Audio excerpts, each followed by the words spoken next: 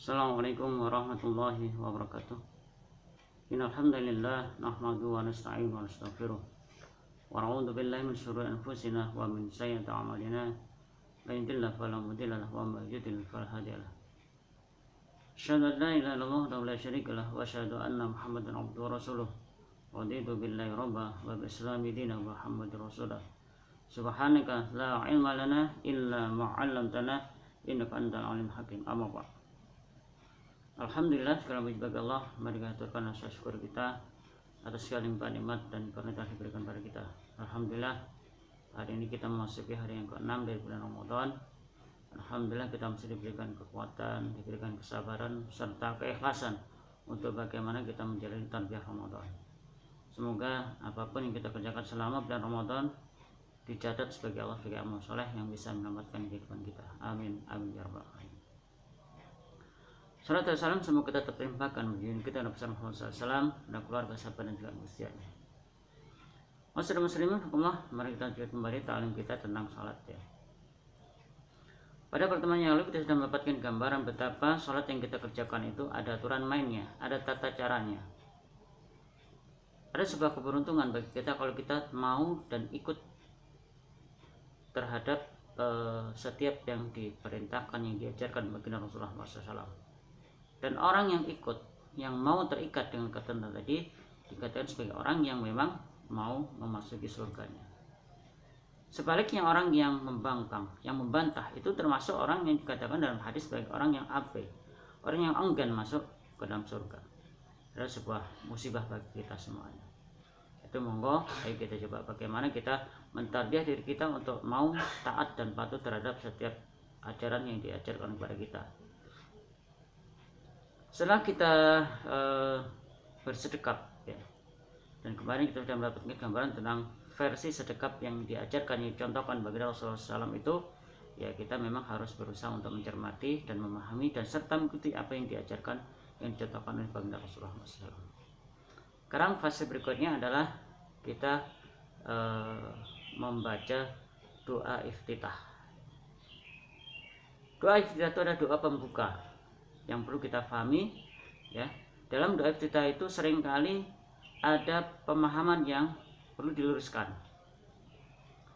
Sebagian orang beranggapan bahwa sholat dengan doa iftitah tertentu itu ada sebuah keharusan ya. Contohnya sederhana saja, biasanya kalau kita ya, umat Islam yang ada di komunitas orang Nahdiyin, orang NU, biasanya kita selalu membaca doa iftitah dengan kalimat kabira walhamdulillah katsira wa subhanallah tawasila dan seterusnya sampai selesai.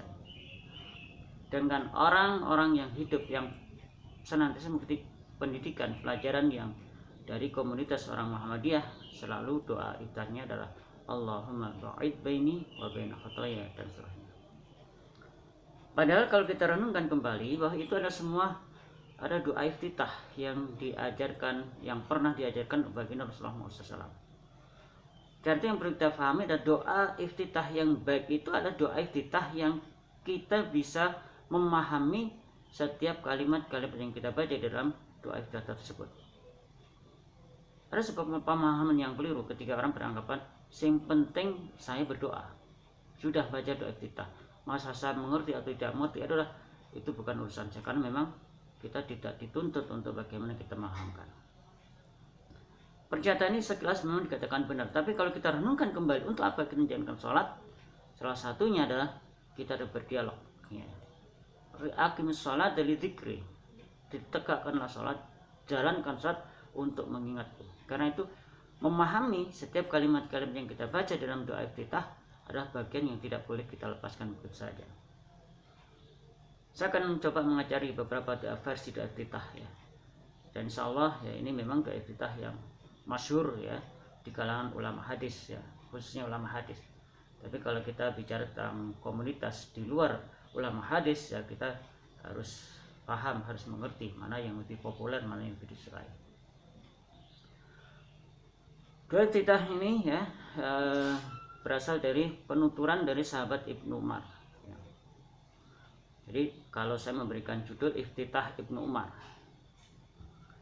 di mana doa iftitah ini ya diawali dengan kalimat Allahu Akbar kabira. walhamdulillahi katsira wa subhanal bukrata wasila. Allahu akbar kabira, Allah maha besar. Walhamdulillahi katsira, segala puji bagi Allah yang banyak, dengan pujian yang banyak. Wa subhanallah, dan maksudnya Allah bukrata wasila, di waktu pagi dan petang. Jadi simpel sekali, sederhana sekali. Hadis ini ditahrij oleh Imam Muslim, ya. Kemudian juga imam hadis yang lain termasuk Imam Tirmidzi, Imam Nasai, dan juga Imam Ahmad. Jadi sudah cukup sahih lah hadis ini, ya. Asbab nuzul atau sebab yang menjadi latar belakang turunnya hadis ini, ada suatu saat ketika baginda Rasulullah SAW menjalankan salat, ada seseorang sahabat yang dia membaca doa ini, Allahu akbar kabira walhamdulillahi katsira wa subhanallahi bukratan wa asila. Begitu selesai Rasulullah SAW, dia berkata, siapa yang baca doa tadi? Nah, maka sahabat tersebut mengacungkan tangan atau dia menunjukkan siapa dirinya, dan ketika itulah Rasulullah memberikan pujian, ya, dengan kalimat ajibtu sairan. Hanya dengan bacaan ini, doa iftitah Allahu akbar kabira walhamdulillahi katsira wa subhanallahi bukratan wa asila, pintu langit telah terbuka. Ini artinya sebuah karunia yang luar biasa. Hanya dengan membaca doa yang pendek, dan harapannya harus kita pahami, harus kita mengerti, ya, ternyata pintu langit sudah terbuka. Ini yang perlu kita adopsi. Jadi jangan kita menggebu-gebu, ya, kalau tidak doa kabiro, alhamdulillah katsiro, dan seterusnya, itu kita tidak seperti. Jadi kaidah yang perlu kita pahami adalah ketika kita membaca doa iftitah, selama doa iftitah itu pernah diajarkan baginda Rasulullah SAW, itu adalah doa yang terbaik. Dan satu hal yang perlu kita catat bersama, bahwa ketika kita menjalankan perintah ibadah itu, mulailah dari yang mudah. Yassiru wala tu'assiru, permudah, jangan dipersulit. Jadi dalam konteks seperti ini saya mengambil kaidah, ya, diajarkan bagi Rasulullah SAW. Mari kita awali dengan bacaan-bacaan yang simpel, yang sederhana, ya, karena dengan kesederhanaan itu kita memiliki waktu yang cukup luas, ya, untuk bagaimana kita memahamkan diri kita dengan kalimat doa-doa yang pendek tersebut. Supaya ini menjadi dengan kita, ya, dan saya berharap, ya, semoga nanti ke depan sudah harus mulai ditinggalkan kebiasaan-kebiasaan sing penting kan berdoa. Semakin panjang doanya, itu adalah yang terbaik. Padahal kaidahnya tidak seperti itu. Orang yang mengerti hakikat ibadah sholat itu, maka dia selalu berusaha untuk bagaimana dia bisa menikmati ibadah sholatnya itu dengan pemahaman. Jadi ketika membaca doa kita tadi Allahu akbar kabir, hatinya menerjemahkan Allahu akbar kabir walhamdulillahi katsira. Nah, segala puji bagi Allah dan pujian banyak, itu berarti, ya, lisannya mengucapkan tekstualnya, bahasa Arabnya, kemudian hatinya menerjemahkan. Ini harus kita latih, harus kita paksakan.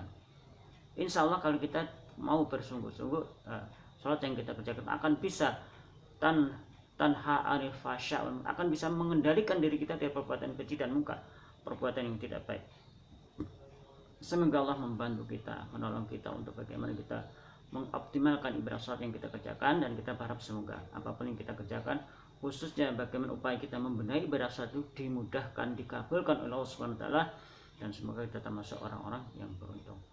Inilah doa yang pertama yang ingin saya sampaikan. Mari kita coba hafalkan, ya, hafalkan, kita aplikasikan dengan pemahaman yang sebenar-benarnya. Semoga Allah memberikan kekuatan pada kita, kesabaran pada kita, keikhlasan pada kita untuk bagaimana kita mempelajari tuntunan sholat itu secara lebih baik lagi.